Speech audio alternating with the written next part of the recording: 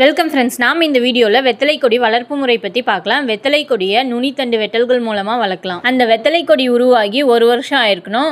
நோயற்ற நல்ல முதிர்ச்சி அடைஞ்சு அந்த கொடியில் உள்ள நுனித்தண்டில் 3லேருந்து 5 தெளிவான கணு இணைப்புகள் இருக்கணும். ஒவ்வொரு கணுலையும் வேர் மொட்டுக்கள் இருக்கணும். அப்படிப்பட்ட நுனித்தண்டுகளை செலக்ட் பண்ணிட்டு 30லேருந்து 45 சென்டிமீட்டர் நீளத்துக்கு அந்த நுனித்தண்டை கட் பண்ணிட்டு அந்த தண்டோட நுனிப்பகுதியில் 1 இல்லை 2 இலைகளை விட்டுட்டு மற்ற இலைகள் எல்லாம் நீக்கிடணும். மண் அல்லது மணல், மக்கிய உரம் கலந்த கலவையை பாலித்தீன் பேக்ல அப்படி இல்லைன்னா மண் தொட்டியில ஃபில் பண்ணிட்டு நம்ம வெட்டி வச்சிருக்கக்கூடிய நுனித்தண்டில் உள்ள 2 கணுக்கள் மண்ணுக்குள்ளே இருக்க மாதிரி சொருகி விடணும். எந்த மாதம் வெத்தலை கொடியில் தண்டை வெட்டி நடலாம்னா மார்ச்லேருந்து மே வரைக்கும், ஆகஸ்ட்லேருந்து அக்டோபர் மாதம் வரைக்கும். நம்ம தண்டை பாலித்தீன் பேக்கில் நட்டதுலேருந்து 15 to 21 நாளுக்குள்ளே அதுலேருந்து வேர்களும் இலைகளும் உருவாகும். 2 to 3 மாதத்துக்குள்ளே அந்த தண்டிலேருந்து கொடி 25 சென்டிமீட்டர் ஹைட் வளர்ந்ததுக்கப்புறம் நம்ம தோட்டத்தில் நடலாம். ஒரு ஏக்கருக்கு 18,000லேருந்து 25,000 வெத்தலை கொடிகள் தேவைப்படும். எந்த மாதம் வெத்தலை கொடிகளை தோட்டத்தில் நடுவாங்கன்னா நவம்பர், டிசம்பர், அப்படி இல்லைன்னா ஜனவரி, பிப்ரவரி. தோட்டத்தில் ரைஸ்டு பெட்ஸ்ன்னு சொல்லக்கூடிய உயர்த்தப்பட்ட மேட்டு பாத்திகள் அமைக்கணும். ஒவ்வொரு பாத்தியும் 2 மீட்டர் அகலம் இருக்கணும். 2 பாத்திக்கு நடுவில் 1/2 மீட்டர் அகலமும் 1/2 மீட்டர் ஆழத்துலையும்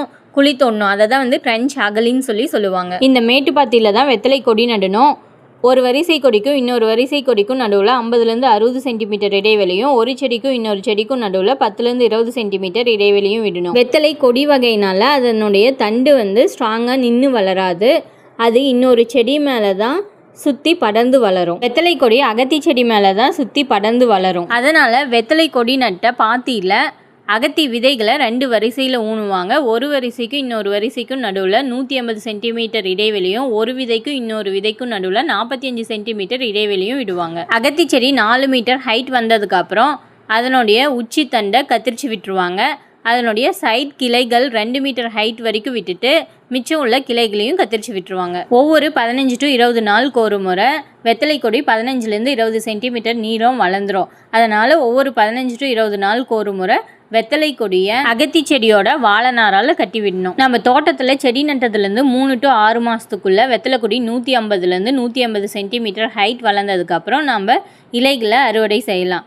நல்ல முதிர்ச்சி அடைஞ்ச அடர் பச்சை நிறத்தில் உள்ள இலைகளை காம்புகளோட அறுவடை செய்யணும். மார்க்கெட் தேவைக்கேற்ப ஒவ்வொரு 10 to 15 நாளுக்கு ஒரு முறை, அப்படி இல்லைன்னா 30 நாளுக்கு ஒரு முறை வெத்தலையை பறிக்கலாம். ஒரு வெத்தலை கொடியிலேருந்து ஒரு வருஷத்துக்கு 60லேருந்து 80 வெற்றிலைகள் பறிக்கலாம். இதுவே ஒரு ஏக்கருக்கு 20லேருந்து 26 லட்சம் வெற்றிலைகள் பறிக்கலாம். ஒரு கட்டில் 100 இலைகள் இருக்கும். ஒரு ஏக்கருக்கு 20,000லேருந்து 26,000 கட்டுகள் நமக்கு கிடைக்கும். நம்ம வெற்றிலை கொடி நட்டதுலேருந்து 2வது வருஷத்தில் அதிக இலைகள் கிடைக்கும்.